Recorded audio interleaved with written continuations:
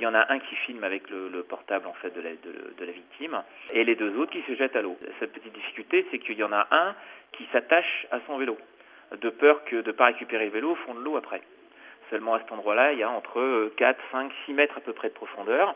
Les deux jeunes se jettent. Le premier, effectivement, remonte à la surface sans difficulté. L'autre remonte à la surface mais commence un petit peu à avoir du mal à remonter à la surface. Et il finit par se noyer, malgré la tentative des deux autres, parce que, bon, évidemment, celui qui filme, il s'interrompt rapidement, il plonge, et comme son copain qui est revenu sur la berge, mais bon, trop tard, quoi.